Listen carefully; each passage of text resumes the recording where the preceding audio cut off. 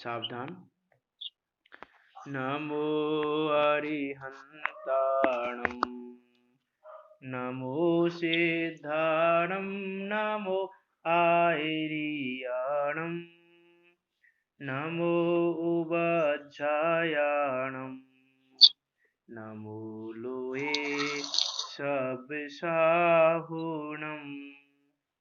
मंगलम भगवान वीरो मंगलम गौतमो गणी मंगलम कुंद कुंदार्यो जैन धर्मोस्तु मंगलम सर्व मंगल मांगल्यम सर्व कल्याण कारकम प्रधानम सर्व धर्मानां जैनम जयतु शासनम जैनम जयतु शासनम तीन भुवन में सार वीतराग विज्ञानता शिव स्वरूप शिवकार नमः त्रियोग समारिके।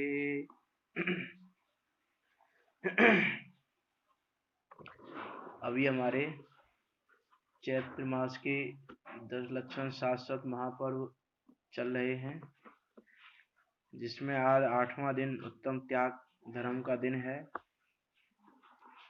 उत्तम त्याग का स्वरूप यदि हम एक लाइन में कहें तो वास्तव में अपनी मिथ्या मान्यताओं को त्यागने से ही उत्तम त्याग धर्म प्रकट हो पाएगा। कि अपनी मिथ्या मान्यताएं जो हमने पाली हुई हैं, जो हमारी बुद्धि है, कर्तृत्व बुद्धि है, ममत्व बुद्धि है, परमेय एकत्व की बुद्धि है, इन बुद्धियों को यदि हम त्याग दें वास्तव में और वस्तु व्यवस्था को जान लें तो उत्तम त्याग धर्म प्रकट हो जाए। ऐसा यह बहुत सहज सरल उत्तम त्याग धर्म, इसका स्वरूप हम आज के दिन हम सब पढ़ें। और वास्तव में समता भाव धारण किए बिना त्याग नहीं हो सकता। जब तक आप वस्तु व्यवस्था नहीं जानोगे, जब तक समता भाव धारण नहीं करोगे, तब तक वास्तव में त्याग नहीं है। जो त्याग और दान में बहुत बड़ा अंतर होता है। तो हम दान को ही त्याग मान लेते हैं, लेकिन वास्तव में हम दान को त्याग मान के उसमें और मान कषाय आदि कर लेते हैं। वास्तव में वस्तु व्यवस्था को जानकर यदि हम समता भाव धारण करते हुए अपने कषाय परिणामों का त्याग करें और अपने ज्ञान स्वभाव का ग्रहण करें तो वास्तव में उत्तम त्याग धर्म प्रकट होता है। उसी समता भाव को कैसे प्रकट किया जाए, उसी समता भाव को कैसे धारण किया जाए, समता भाव क्या है, कैसे प्रकट होता है, उस सारी बातों पे हम समता षोडशी के माध्यम से चर्चा कर रहे हैं। 12 छंद हमने कर लिए हैं पिछली 10 क्लासों में, उसको हम एक बार पढ़ेंगे साथ में। और सिर्फ पढ़ेंगे नहीं, उसको विचार करते हुए पढ़ेंगे। जो हमने चर्चाएं की हैं उसको ध्यान में रखते हुए करेंगे। इसको पढ़ेंगे एक बार, आप सब साथ में पढ़ सकते हैं। समता रस का पान करो, अनुभव रस का पान करो, शांत रहो शांत रहो, सहज सदा ही शांत रहो। नहीं अशांति का कुछ कारण, ज्ञान दृष्टि से देख अहो। क्यों पर लक्ष्य करे रे मूरख, तेरे से सब भिन्न अहो। देह भिन्न है कर्म भिन्न है, उदय आदि भी भिन्न अहो। नहीं अधीन है तेरे कोई, सब स्वाधीन परिणमित हो। पर नहीं तुझसे कहता कुछ भी, सुख दुख का कारण नहीं हो। करके मूर कल्पना मिथ्या, तू ही व्यर्थ आकुलित हो। इष्ट अनिष्ट न कोई जग में, मात्र ज्ञान के ज्ञेय अहो। हो निरपेक्ष करो निज अनुभव, बाधक तुमको कोई न हो। तुम स्वभाव से ही आनंद में पर से सुख तो लेस न हो। झूठी आशा तृष्णा छोड़ो, जिन बचनों में चेत धरो।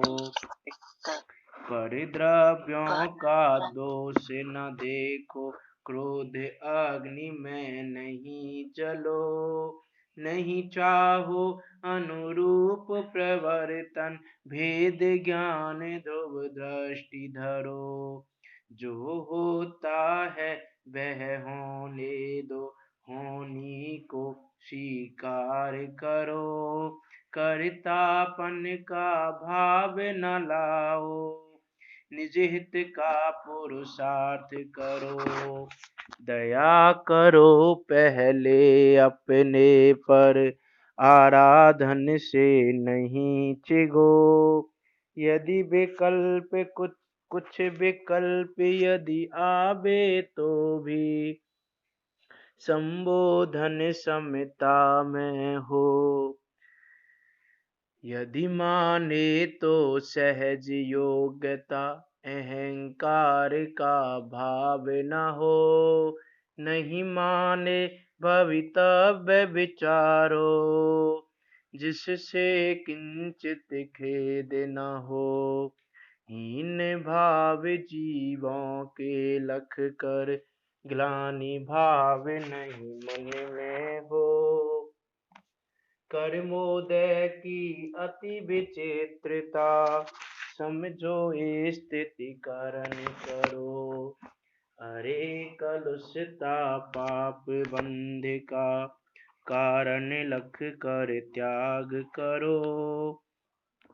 आलस छोड़ो बनो उद्यमी, परसा है कि चाह न हो। पापोदय में चाह व्यर्थ है, नहीं चाहने पर भी हो। पुण्योदय में चाह व्यर्थ है, सहजपने मन वांछित हो। सहजपने मन वांछित हो। इस प्रकार इन 12 छंदों में हमने समता भाव को धारण करने की विधि सीखी थी कि वास्तव में समता भाव को कैसे धारण किया जाए। कि जो हमारी पर में इष्टनिष्ठ मान्यताएं हो रही हैं, जो हमने पर को अपने अधीन माना हुआ है, अपने अकॉर्डिंग हम परिणमन कराना चाह रहे हैं, इत्यादि रूप से जो हमारी मान्यताएं हैं, हमने बहुत सारी मान्यताएं पढ़ी। पर द्रव्यों का दोष नहीं देखें, क्रोध का सहाय नहीं करें, सुख का कारण हमारे अंदर है, पर द्रव्य सुख का कारण नहीं होते हैं। इस प्रकार से हमने काफी तरह से इष्टनिष्ठ मान्यता हमारी गलत है, इष्टनिष्ठ कोई वस्तु नहीं होती है, और सबका अपना स्वाधीन परिणमन है, कोई हमारे अधीन नहीं है। इस प्रकार हमने विस्तार से इन सारी चीजों पर विचार करके ये वास्तव में विचार किया कि वास्तव में वस्तु व्यवस्था क्या है।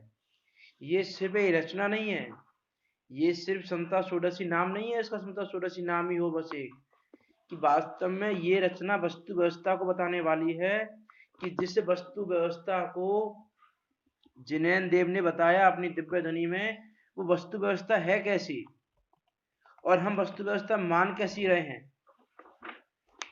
तो वस्तु व्यवस्था कैसी है वो हमको जानना है, वो जानकर ही हम इस समता भाव को धारण कर सकते हैं, और तभी हम वास्तव में उत्तम त्याग धर्म को भी प्रकट कर सकते हैं। नहीं तो उत्तम त्याग धर्म तो क्या कोई सा भी धर्म हो, कि कोई सा भी धर्म हो, समता भाव धारण किए बिना प्रकट नहीं हो सकता।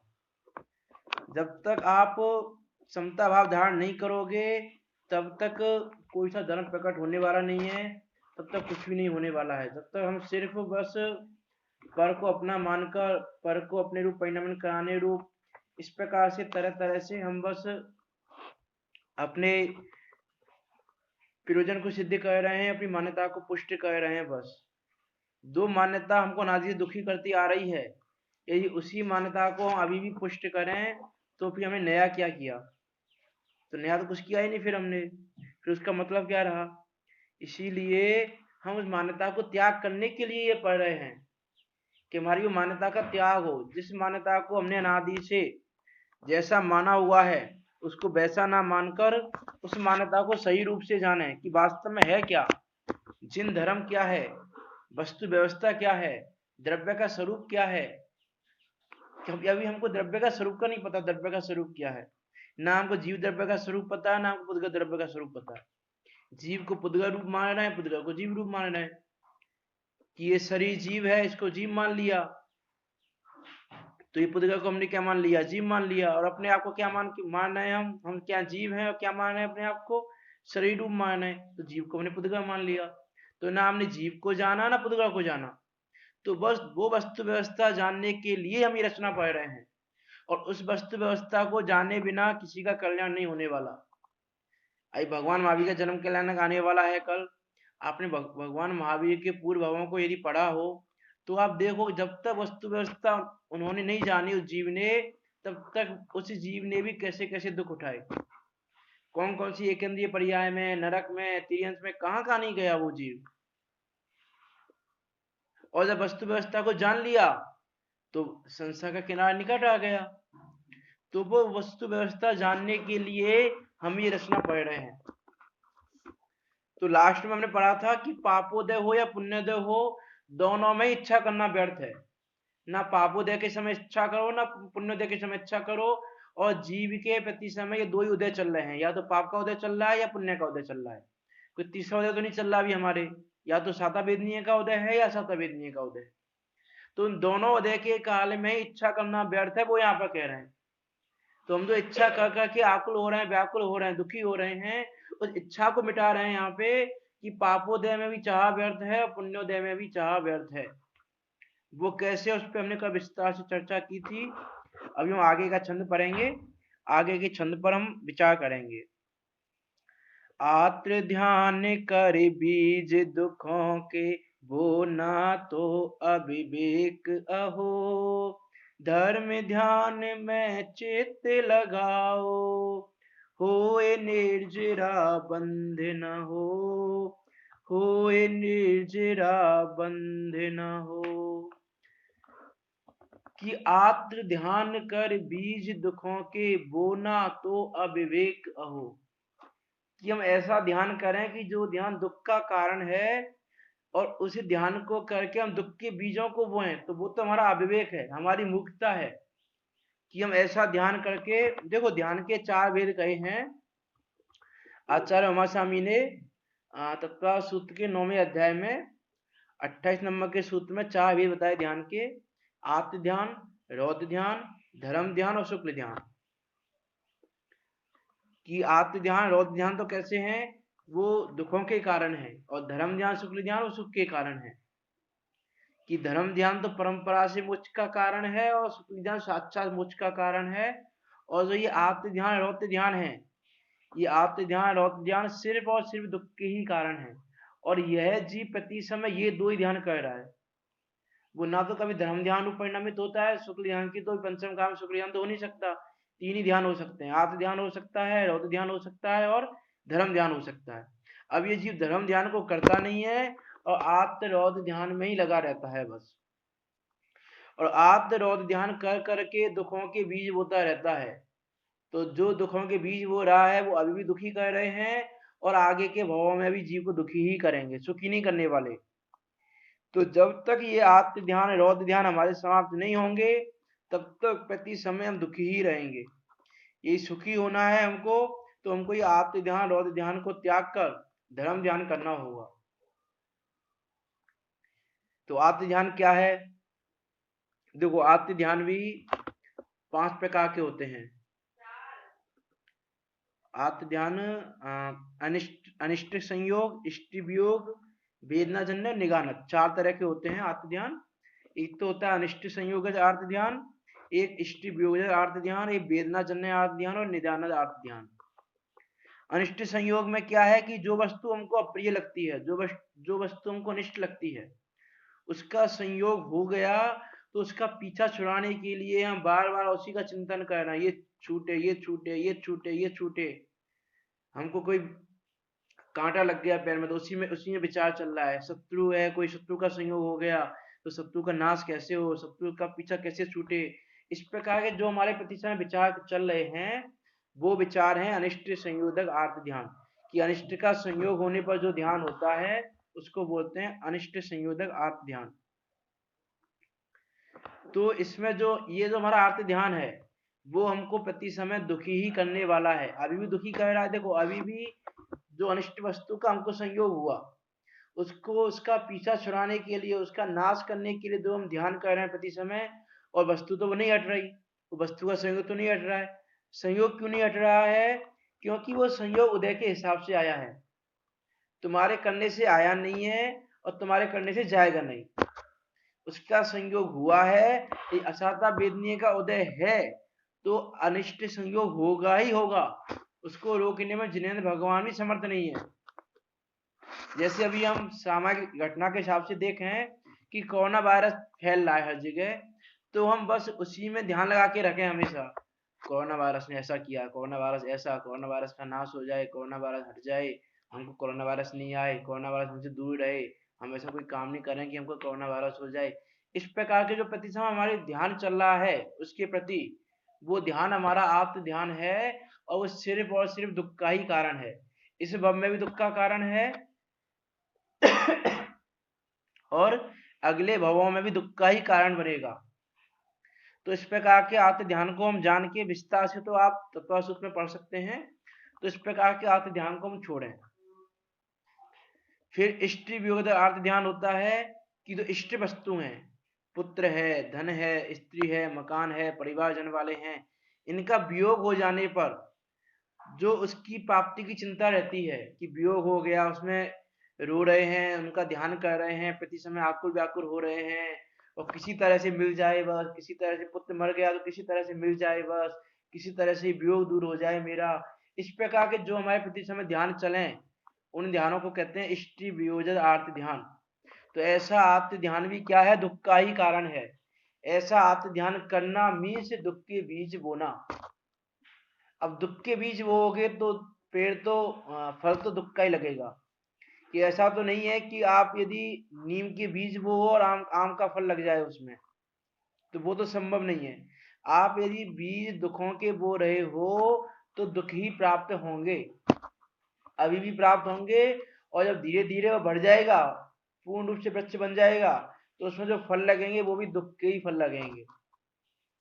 तो आत्म ध्यान कैसा भी हो दुख का ही कारण है, और उसको बोना क्या है? अविवेक है, अपनी मूर्खता है कि हम वो काम करना जिससे हम दुखी हों, तो हमारी मूर्खता ही कहलाएगी कि हम ऐसा काम करना जिससे हम दुखी हो जाएं। तो हम अभी भी दुखी हों और अगले भवों में भी दुखी हों, ऐसा जो हम काम कर रहे हैं वो हमारा अविवेक है, हमारी मूर्खता है। इसलिए आत्म ध्यान और ध्यानों को हम छोड़ें। फिर एक होता है वेदना जन्य। वेदना जन्य आत्म ध्यान में क्या होता है कि हमको कोई रोग हुआ, वात पित्त आदि बहुत तरह के रोग हैं, कोई भी रोग हुआ XYZ, उससे जो शरीर में कष्ट हो रहा है, उसी की रात दिन चिंता करना, उसी में ध्यान लगाए रखना अपना। तो देखो जो रोग हुआ है वो रोग तुम्हारे करने से जाएगा क्या? कि नहीं, तुम्हारे करने से वो रोग नहीं जाने वाला। वो रोग तो अपने उदय काल में आया है और अपने स्थिति अनुभाग को पूरा करके ही जाएगा, पहले नहीं जाने वाला। उसकी जितनी स्थिति फल देने की है और जितना उसका अनुभाग है उतना ही फल देगा, उतना ही कष्ट देगा। जितना तुमने अनुभाग बांधा है पहले उस कर्म का, उतना ही फल देगा, उतना ही कष्ट देगा, और उतने काल में ही रहेगा, उसके बाद वो चला जाएगा। तो यदि यदि हम ऐसा सोचें तो ऐसा है, तो फिर हम रोग को दूर नहीं करें, ये रोग हमारे करने से दूर नहीं होता। तो कि भाई देखो बात तो यह है कि रोग तुम्हारे करने से दूर नहीं होता, तुम्हारे करने से तो क्या है, डॉक्टर के करने से भी दूर नहीं होता रोग। यदि डॉक्टर के करने से या तुम्हारे करने से रोग दूर हो जाता, तो अब ये कोरोना वायरस फैल रहा है, डॉक्टर क्या कर पा रहे हैं बताओ? कितना क्या कर पा रहे हैं डॉक्टर? यदि डॉक्टर ही उस रोग को सही करने वाले होते तो आप कोई मरता क्या? फिर आज इतना फैलता क्या वो वायरस कि वो डॉक्टर भी कुछ नहीं कर पा रहे। क्यों नहीं कर पा रहे? कि अभी उसका उदय काल है ऐसा, उन जीवों का उदय काल है ऐसा कि उनको उससे उनकी मृत्यु होनी ही है, उनको कष्ट होना ही है। जिनकी मृत्यु हो रही है उनकी मृत्यु होनी है, और जिनको कष्ट हो रहा है उनको कष्ट होना ही है। और जिस समय जब वो जाने का टाइम आएगा उस समय डॉक्टर भी निमित्त बन जाएंगे, डॉक्टर भी कोई ना कोई दवा ढूंढ लेंगे उसकी, या डॉक्टर ने जो जो रोग सही हो रहे हैं, जो रोगी सही हो रहे हैं उसमें उसमें यदि हम ऐसा कहें कि देखो डॉक्टरों ने सही कर दिया, तो ये डॉक्टरों ने सही कर दिया, तो बाकी लोगों को सही क्यों नहीं कर रहे? बाकी को भी सही कर दो। तो वो सही हो रहे हैं तो अपने कर्म के उदय के जाने से हो रहे हैं, और जो सही नहीं हो रहे हैं वो उस कर्म के उदय का काल चल रहा है, इसलिए सही नहीं हो रहे हैं। इसलिए व्यर्थ की चिंता करने से कोई मतलब नहीं है। उस व्यर्थ की चिंता करना कि वो कष्ट मिट जाए, मिट जाए, और जितना तुम कष्ट के बारे में सोचोगे उतना कष्ट और ज्यादा लगेगा। इसलिए देखो, मैंने एक बार पहले भी शायद सुबह की क्लास में या इमोशनल प्रकाश की क्लास में एग्जाम्पल लिया था कि हम तो ये सोचते हैं कि आप प्रथमा योग का उदाहरण देते हो बार बार, प्रथमा योग में सतियों के उदाहरण देते हो, महापुरुषों के उदाहरण देते हो। वो सारे उदाहरण तो चौथे काल के हैं। चौथे काल में तो हो सकता है जीव की परिणति ऐसी हो, लेकिन पंचम काल है ये, तो पंचम काल में कैसे रह सकते हैं हम? पंचम काल तो निकृष्ट काल है, वहां तो हमारे परिणाम नहीं टिकेंगे ऐसे। तो मैंने आपको पंचम काल का एग्जाम्पल दिया था। बर्णी जी हुए जिन्होंने हु स्वतंत्र निश्चल निष्काम, हूँ स्वतंत्र निश्चल निष्काम, ज्ञाता दृष्टा आत्म नाम, ये बहुत सुंदर रचना लिखी। वो बर्णी जी की घटना आपको याद होगी, मैं 1 मिनट में उसको रिवाइज कर देता हूँ, कोई नया आया हो जो, कि बर्णी जी हुए, उनको कोई रोग हुआ, कोई असाध्य रोग हुआ उनको, जिसका उपचार ऑपरेशन से संभव था। तो डॉक्टर्स ने बोला कि आपके शरीर में हमको आपके शरीर को थोड़ा चीरा लगाना पड़ेगा, कट करना पड़ेगा, तो आपको बहुत असहनीय वेदना होगी, इसलिए हम आपको बेहोशी का इंजेक्शन दे देते हैं। तो बन्नी जी ने बोला कि नहीं, मैं अनुव्रत का धारी हूँ, मैं बेहोशी का इंजेक्शन तो नहीं ले सकता। तो डॉक्टर्स ने बोला कि उसके बिना हम आपका इलाज नहीं कर पाएंगे, क्योंकि आप खुद की वेदना इतनी होगी आपको कि आप खुद यहाँ से उठ के चले जाओगे, आप ऑपरेशन नहीं करने दोगे अपना। लेकिन उन्होंने डॉक्टर से बोला कि आप अपना काम कीजिए, आपका काम है ऑपरेशन करना, अपना काम कीजिए, मेरा काम है मेरे स्वरूप में रहना, जानना देखना मेरा काम है, मेरा स्वभाव ज्ञाता दृष्टा है, मैं अपना काम करूंगा, तुम अपना काम कीजिए, लेकिन बेहोशी का इंजेक्शन नहीं लगवाऊंगा मैं। तो डॉक्टरों के लाख कहने पर भी जब वो नहीं माने तो डॉक्टरों ने ऑपरेशन करना स्टार्ट किया। और जब डॉक्टरों ने ऑपरेशन करना स्टार्ट किया, उस समय बर्नी जी ने समस्या कलशों का घोलन स्टार्ट कर दिया। समस्या कलशों का विचार करते करते वो अपने ज्ञाता स्वभाव को विचारने लगे। उन्होंने अपनी दृष्टि किधर मोड़ लिया, विचार करो कि कब ऑपरेशन हो गया उनको पता भी नहीं चला बर्नी जी को। डॉक्टर्स ने बोला कि आपका ऑपरेशन सक्सेसफुली हो गया है, तब वो बाहर आए अपने स्वरूप से, उस चिंतन से बाहर आए वो। और फिर डॉक्टर उनके पैर में गिर के बोले कि पंडित जी, ऐसा कौन सा मंत्र है आपके पास, वो मंत्र आप हमें भी दे दो, कि हमने आज तक नहीं देखा कि कोई इतनी असहनीय पीड़ा में भी इतना शांति से पड़ा रहे, अपना ऑपरेशन होने दे, ऐसे होश की हालत में। ऐसा कौन सा मंत्र है आपके पास? तो वास्तव में ये शरीर में कष्ट हो रहा है, यदि आप उधर उपयोग लगाओगे तो कष्ट और ज्यादा बढ़ेगा। तो इस प्रकार हम उधर चिंता ना करें, उधर जो कष्ट पर हम ध्यान कर रहे हैं बार बार, वो कैसा है? वेदना जन्य आर्त ध्यान, और वो दुख का ही कारण है। आपको दुखी होना है तो आप खूब आत्म ध्यान कीजिए, नहीं होना है तो आप ध्यान को छोड़ना पड़ेगा। फिर एक होता है निदानद आत्म ध्यान, कि निदान नाम का आत्म ध्यान होता है कि हमने, अभी हम क्या है, भोगों, हमको भोग नहीं मिल रहे हैं, लेकिन हम भोगना चाह रहे हैं विषय भोगों को, तो भोग नहीं मिल रहे हैं, उससे पीड़ित होकर हम रात दिन यही सोचते रहे कि हमको ये भोग प्राप्त हो जाए, हमको ये भोग प्राप्त हो जाए, हमको ये भोग प्राप्त हो जाए। तो ऐसा जो हम सोच रहे हैं, वो हमारा सोचना क्या आर्त ध्यान और दुख का ही कारण है। देखो, भगवान महावीर के यदि हम पूर्व भवों को देखें, तो भगवान महावीर ने राजकुमार विश्वनंदी, जब वो राजकुमार विश्वनंदी के भव में थे, उस समय उनकी उनके चचेरे भाई थे, भाई से लड़ाई हो गई। उसके बाद उन्होंने वहां पे वैराग्य लेकर मुनि दीक्षा धारण कर ली। उनको वैराग्य से आ गया कि एक छोटी सी बात के लिए भाई से लड़ाई कर रहा हूं मैं। लेकिन फिर उन्होंने जब 1 मास का उपवास किया, और उपवास करने के बाद जब वो कहीं विहार कर रहे थे, उस समय सामने से बैल आया और बैल ने उनमें टक्कर दे दी और वो गिर गए। तो उनका चचेरा भाई वहीं पर खड़ा हुआ था, तो उस वो हंसा मुनिराज पे कि देखो, तुम्हें तो इतना बल था कि तुमने तो ऐसे ऐसे खंबे उखाड़ डाले, मुझे ऐसे ऐसे मारा था, और आज कहाँ गया तुम्हारा वो बल? तो उस समय उनकी एक कोई कसा जागृत हुई, और उन्होंने ऐसा निदान कर लिया कि मुझे ऐसी शक्ति प्राप्त हो कि मैं अगले किसी भव में इसका बुरी तरह से अंत करूं। इस जीव का। तो उन्होंने ऐसी आकांक्षा कर ली, उस भोगों को प्राप्त करने की इच्छा कर ली, जब उन्होंने अपना ध्यान कर लिया तो आत्म ध्यान कर लिया उन्होंने, और उसके कारण वो अगले भव में वो बने नारायण, और उनका वो चचेरा भाई बना प्रति नारायण।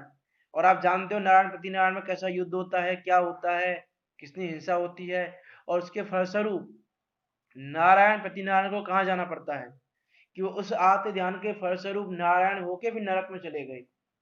और नरक में भी कौन से में, पहले दूसरे नरक में नहीं, सातवें नरक में चले गए। तो इस प्रकार ये आत्म ध्यान सिर्फ और सिर्फ दुख का कारण है।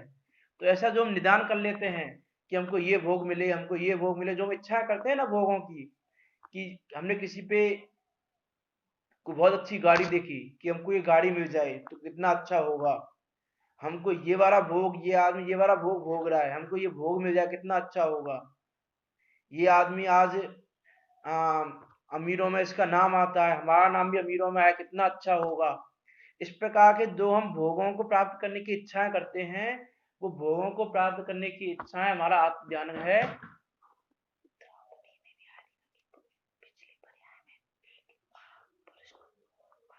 और वो आत्म ध्यान ही हमारे दुख का कारण है।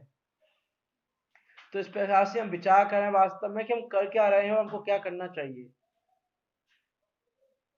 कि इस प्रकार से इन आत्म ध्यानों को हम छोड़ें। वास्तव में बिना आत्म ध्यान को छोड़े हम सुख प्राप्त नहीं हो सकता। और देखो आत्म ध्यान ही नहीं, रौद्र ध्यान भी, रौद्र ध्यान को भी हम संक्षेप में देखें तो रौद्र ध्यान भी आचार्य स्वामी ने 9वें अधिकार में ही ध्यान के स्वरूप में बताया कि हिंसा, झूठ, चोरी और परिग्रह संशय की जो हमारी भावना है, उससे जो ध्यान उत्पन्न होता है उसका नाम है रौद्र ध्यान, है ना। तो देखो एक होता है हिंसा नंदी रौद्र ध्यान की, हिंसा में आनंद मानना है, हम हिंसा में आनंद मान की उसी के साथ जुटाने में लगे हुए हैं। एक होता है मृषानंदी रौद्र ध्यान, कि असत्य बोलने में आनंद मानकर उसी का ध्यान करने में लगे हुए हैं, उसमें आनंद मान रहे हैं हम। जैसे लगता है ना मजाक में भी झूठ बोल देते हैं, उसमें आनंद मान रहे हैं, तो मजाक में भी हमने झूठ बोला और उसका आनंद माना तो हमने मृषानंदी रौद्र ध्यान कर लिया, और रौद्र ध्यान दुख का ही कारण है। चौर्यानंदी रौद्र ध्यान, चोरी में आनंद मानकर उसी का चिंतन करना। परिग्रहानंदी रौद्र ध्यान, परिग्रह की रक्षा करने का ध्यान चिंतन करना, कि परिग्रह की चिंता करना, परिग्रह की रक्षा करना, कि जितना परिग्रह है पूरा सारी चीज ले लो, उसमें जो भी परिग्रह है, चेतन अचेतन जितने भी परिग्रह हैं, बाह्य परिग्रह जितने भी हैं, अंतरंग परिग्रह भी उसमें आ जाएंगे। अंतरंग परिग्रह विरोध ध्यान हो रहा है हमारा, जो हम अंतरंग परिग्रह को भी बचाने में लगे हुए, उनकी रक्षा करने में लगे हुए हैं। हम अपनी मिथ्या मान्यता को तोड़ना ही नहीं चाहते। हमारी जो मिथ्या मान्यता पर कोई चोट करे, यदि हम कहीं सुन लें कि ये आदमी हमारी मिथ्या मान्यता पर चोट कर रहा है, तो उसको सुनना बंद कर देते हैं कि भाई नहीं, ये तुम्हारी मिथ्या मान्यता पर चोट कर रहा है, ये तुम्हारे कंदमूल छुड़वाने पे तुला हुआ है, ये तुम्हारा रात्रि भोजन छुड़वाने पे तुला हुआ है। जो हमारे इस प्रकार की जो हमारे जो आनंद है उसमें मानना, उसमें तो ध्यान है हमारा कि उसकी रक्षा हो किसी तरह से भी। इस प्रकार के जो चारों प्रकार के रौद्र ध्यान और चारों प्रकार के आत्म ध्यान है, वो आत्म ध्यान और रौद्र ध्यान सिर्फ और सिर्फ दुख के ही कारण है। उन आत्म रौद्र ध्यानों को करके हम सिर्फ और सिर्फ दुखी होंगे और कुछ नहीं होगा। तो इसलिए आत्म ध्यान कर बीज दुखों के बोना तो अविवेक हो, कि वो तो हमारा अविवेक है कि हम ऐसे आत्म ध्यान रौद्र ध्यान करें। जैसे लिया था ना पहले भी, आप किसी भी प्रथमा योग को पूरे को कहीं से उठा के देख लो, जिन्होंने आत्म ध्यान रौद्र ध्यान किया उन्होंने अगले भव में दुख ही पाया। कि जो भावी तीर्थंकर होने वाले हैं, ऐसे भगवान महावीर के जीव भी आत्म ध्यान रौद्र ध्यान करके सातवें नरक में जा रहे हैं। जब भावी तीर्थंकर के जीव को वो कर्म नहीं छोड़ रहा है, तो हमको तुमको कहां से छोड़ेगा? वो हम पे तुम पे दया कैसे कर लेगा जब वो भावी तीर्थंकर के जीव पर दया नहीं कर रहा है? आप जब पढ़ के देखो, देखो भगवान महावीर का जन्म कल्याणक आ रहा है, आप कम से कम भगवान महावीर का चरित्र पढ़ के देखो। 24 तीर्थंकर महापुराण है, उसमें सारे तीर्थंकरों के भवों की चर्चाएं हैं। उसमें आप भगवान महावीर के भवों को पढ़ के और देखो एक बार, कि भगवान महावीर ने कैसे कैसे दुख प्राप्त किए, कहाँ कहाँ भ्रमण किया, किस किस भाव के कारण कहाँ गए, कैसे गए, और फिर किस तरह से उन्होंने संसार का किनारा निकट किया, किस तरह से उन्होंने सम्यक दर्शन पाया, और किस तरह से उन्होंने अपने संसार का अभाव करके मोक्ष अवस्था को प्राप्त किया। यदि होगा तो कल हम देखेंगे भगवान महावीर के जन्म कल्याणक पर, भगवान महावीर पर ही चर्चा करेंगे कल। एक दिन संसद सदस्य को छोड़ के हम भगवान महावीर पर चर्चा करेंगे कल। तो इस प्रकार हम विचार करें वास्तव में कि हम कर क्या रहे हैं। ये आत्म ध्यान और रौद्र ध्यान सिर्फ और सिर्फ दुख के कारण है। और आप विचार करें, जो मैंने अभी आत्म ध्यान के 4 भेद बताए आपको और रौद्र ध्यान के 4 भेद बताए, इसके अलावा आप कर क्या रहे हो बताओ मुझे। आत्म ध्यान रौद्र ध्यान, प्रति समय आत्म ध्यान रौद्र ध्यान चल रहे हैं हमारे, चाहे अनिष्ट के संयोग के लिए हो, चाहे इष्ट के वियोग के लिए हो, चाहे वेदना जन्य हो, चाहे निदान वाला हो। हम निदान प्रति समय निदान कर रहे हैं, प्रति समय निदान कर रहे हैं, प्रति समय कोई से ही भोग को पाने की इच्छा कर रहे हैं, प्रति समय कर रहे हैं कि ऐसा होता तो अच्छा होता, कि आज हमको ऐसा करना पड़ रहा है, यदि हमारे पास ऐसा होता तो बहुत अच्छा होता, ये वाली चीज हम पे होती तो बहुत अच्छी होती। किसी किसी के घर पे हम गए, वहां पर हमने उसके घर में कोई भी आइटम देखा, फ्रिज देखा कोई अच्छा डबल डोर वाला, या और भी अच्छे अच्छे फ्रिज आ रहे हैं, जो टेलीविजन देखा, जो भी चीज देखी, और हमने ऐसी भावना कर ली ये फ्रिज हमारे पास होती कितना अच्छा होता, ये टेलीविजन हमारे पास ही होता कितना अच्छा होता। तो ये जो हमने भाव किया, उस भाव ने हमको रौद्र ध्यान करा दिया, और रौद्र ध्यान के फल से उसने दुख का बीज हमने बो दिया। इतना कहने मात्र से, सोचने मात्र से हमने दुख का बीज बो दिया। तुम विचार करें कि हम कहाँ क्या क्या कर रहे हैं। तो जिनागम बहुत सरल और सहज है जिन धर्म, और जिन धर्म की उत्कृष्टता ऐसी नहीं है। जिन धर्म इतना महान है तो क्यों है कि आज क्या है कि आप कहीं पर भी जाएं तो बस बाहर के जीवों की हमने दया कर ली, उसमें धर्म हो गया। अरे जैन धर्म छोटे छोटे से परिणामों को पकड़ के बताता है तुम्हें कि तुम इन परिणामों से कहाँ जाओगे, ये परिणाम तुम्हें कहाँ पर लेकर जाएगा।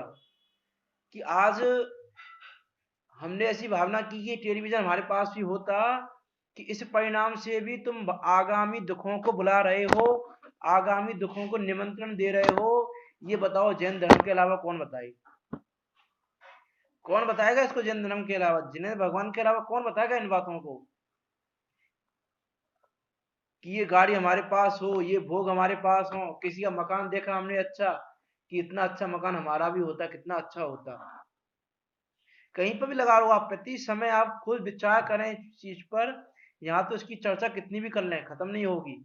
यदि वास्तव में आत्म ध्यान रोज ध्यान पे चर्चा करने बैठे हैं तो वो चर्चा खत्म ना हो। इतना हम आत्म ध्यान रोज ध्यान करते हैं प्रति समय। यदि आत्म ध्यान रोज ध्यान पे चर्चा करने बैठ जाए तो हम हिल जाए, अंदर से रूह कांप जाए हमारी, कि हम कितना क्या कर रहे हैं, आत्म ध्यान रोज ध्यान कैसा कर रहे हैं हम। और उसके फलस्वरूप यदि मैं प्रथमा योग को लेके बैठूं अभी, और प्रथमा योग से आपको बताऊं कि किसने किस आत्म ध्यान से कौन से नरक में गया, कौन सी तीर्थ पर्याय में गया, कौन निगोद में गया, किसने क्या दुख उठाए, कि हम वास्तव में विचार करें यदि तो रूह कांप जाए अंदर से। आप स्वयं सब विवेकवान जीव हैं, सब में विवेक है, सबको मनुष्य पर्याय मिली है, सब इतना विचार तो कर सकते हैं आराम से। आप सब विचार करें वास्तव में कि हम दुख के बीज बो रहे हैं, सुख के बीज बो रहे हैं। हमको मनुष्य पर्याय मिली थी सुख के बीज बोने के लिए, और हम बो रहे हैं दुख के बीज। और हम वो बीज बो भी किस लिए रहे हैं, कि हमने लोगों से सुन लिया है कि पंचम काल में स्वाध्याय तो श्रावकों को करना ही नहीं चाहिए। पंचम काल तो मोक्ष पाएंगे नहीं, पंचम काल में तो मोक्ष जाते नहीं है कोई। अब मोक्ष जाते नहीं है तो धर्म क्यों करें हम। भाई जब मोक्ष जाना ही नहीं है हमको पंचम काल में, पंचम काल में संभव ही नहीं है मोक्ष जाना किसी को, तो हम धर्म क्यों करें। ऐसे हमें लोगों से सुन सुन के अपनी मान्यता को पुष्ट कर लिया है। लेकिन जिनेन्द्र देव कहते हैं कि भाई पंचम काल में तुमको शुक्ल ध्यान नहीं हो सकता, जो मोक्ष का कारण है, शुक्ल ध्यान के बिना मोक्ष नहीं जा सकते, शुक्ल ध्यान नहीं हो सकता। लेकिन धर्म ध्यान तो कर सकते हो, वो धर्म ध्यान भी परंपरा से मोक्ष का कारण है। यही तुम धर्म ध्यान करते हो तो वो अगले किसी भव में तुमको मोक्ष का कारण उपलब्ध करा देगा। यदि तुम धर्म ध्यान करते हो तो हो सकता है तुम आज धर्म ध्यान करो और तुमको धर्म ध्यान से फल से विदेश क्षेत्र आदि में तुम चले जाओ, और विदेश क्षेत्र आदि में से तुम मोक्ष जा सकते हैं तो विदेश क्षेत्र आदि से मोक्ष चले जाओ, या भरत क्षेत्र में तुम चौथे काल में जन्म ले लो और वहां से मोक्ष चले जाओ। लेकिन धर्म ध्यान नहीं करोगे, आत्म ध्यान रौद्र ध्यान में ही फंसे रहोगे, तो नरक निगोद के अलावा और कहीं तुमको शरण नहीं है, नरक और निगोद में ही जाओगे। आप उठा के देखो एक महापुरुषों के चरित्र को, 169, 163 और उसमें कुछ और मिला के 169 शलाका पुरुष होते हैं टोटल। तो वो जो उनके किसी के जीवन चरित्र का उठा के देखो कि किसने आत्म ध्यान से क्या पाया, किसने रौद्र ध्यान से क्या पाया और किसने धर्म ध्यान से क्या पाया।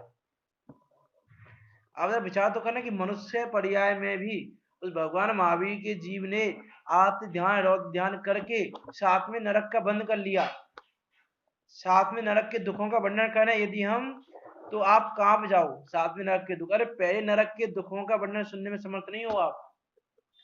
पंडित दौलतराम जी ने तो ये झलक दिखाई नरकों के दुख की, उस झलक को भी यदि आप विचार करो, पहली ढाल में यदि आपने पढ़ा हो, तो झलक का भी यदि हम विचार करें तो अंदर से कांप जाए कि नरक के दुख कैसे हैं।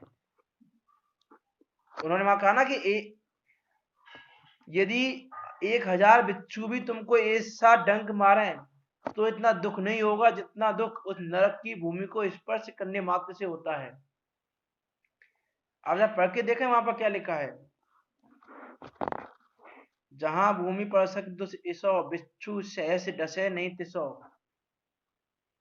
और वहां पर फिर लिखा आगे कि वहां के पेड़ के पत्ते कैसे हैं, जैसे तलवार तुम में किसी ने डाल दी हो तुम्हारे अंदर, तलवार से तुमको काट डाला हो, इस प्रकार के पत्ते हैं वहां के पेड़ों के। वहां की भूमि की गंध कैसी है कि यदि वो गंध यहाँ पे आ जाए तो 1000 कोस के तो मनुष्य मर जाए गंध से ही, ऐसी गंध है वहां पर, गंध में रहना पड़ता है तुमको। वहां की भूख देखो कैसी है कि तुमको 3 लोग का जितना अनाज है, 3 लोग का जितनी वस्तुएं खाने की, वो सारी मिल जाएं तो भी तुम्हारी भूख शांत नहीं हो, इतनी भूख लगती है वहां पे। और 3 लोग के सारे समुद्रों का जल मिल जाए तो भी तुम्हारी पानी की प्यास ना बुझे, इतनी वहां प्यास है। अरे दुखों का कहां तक वर्णन करें, ऐसे दुखों को सिर्फ आत्मध्यान और ध्यान से बांध रहे हैं हम, और प्रति समय बांध रहे हैं हम, ऐसा नहीं बांध रहे। आत्मध्यान और ध्यान प्रति समय कर रहे हैं और प्रति समय हम ऐसी भवों को बांध रहे हैं, नरक में जाने की तैयारी कर रहे हैं। और नरक से तो फिर भी हम जल्दी बाहर आ जाएंगे, नरक में तो हम असंख्यात वर्ष ही रह पाएंगे। सागरों का काल है, यदि हम उसका विचार करें तो वो मतलब एक ही विचार करें तो लंबा काल है बहुत, वो काल हमारी सोच से तो बहुत दूर है। असंख्यात वर्ष का यदि आप मीनिंग लगाओ तो उसकी भी वो भी कल्पनातीत है। और लेकिन यदि निगोद में चले गए तो वहां से तो फिर आना ही बड़ी मुश्किल बात है। तो इस प्रकार हम विचार करें वास्तव में कि हम क्या कर रहे हैं। आत्म ध्यान कर बीज दुखों के बोना तो अविवेक अहो, वो हमारी मूर्खता है, हमारा अविवेक है, और हम तो विवेकवान हैं। यदि आप श्रावक हो तो विवेकवान हो, और यदि अविवेकी हो तो तुम श्रावक भी नहीं हो, तुम जैन कहलाने के योग्य नहीं हो। यदि तुम्हें विवेकवान नहीं है, यदि तुम्हें विवेक नहीं है कि हमको क्या क्रिया करनी चाहिए, क्या क्रिया नहीं करनी चाहिए, हमको श्रावक के योग्य क्या क्रियाएं हमारी हैं और क्या हम कर रहे हैं, उन पर भी यदि हम विचार करें। पंडित दौलतराम जी ने क्रिया कोश लिखा, उस क्रिया कोश को यदि हम पढ़ के देखें तो पता चले कि हम कैसी कैसी क्रियाएं कर रहे हैं। जल छानने की विधि बताई उन्होंने, जल कैसे छाना जाता है। द्विदल आदि जो हम खाते हैं उससे तज्जीवों की हिंसा होती है। आलू खाने से तो जो जमीगंध खाने से तो स्थावक आय के जीवों की हिंसा होती है, और जो द्विदल खाते हैं हम, द्विदल से तो त्रजीवों की हिंसा होती है, 2 इंद्रिय 3 इंद्रिय 4 इंद्रिय जीवों की। तो उस हिंसा के फलस्वरूप कहाँ जाएंगे हम विचार करें। और हम भाई टेस्ट से दही और दाल उनको एक साथ खा लेते हैं, दही और बेसन को एक साथ खा लिया, दही की कढ़ी खा ली, दाल खा ली, दाल के साथ दही खा लिया। इस प्रकार से हम विचार करें वास्तव में हम कर क्या रहे हैं। इस प्रकार से विचार करते हुए हम अपनी धर्म आराधना में लगें, अपने श्रावक योग्य क्रियाओं को करें।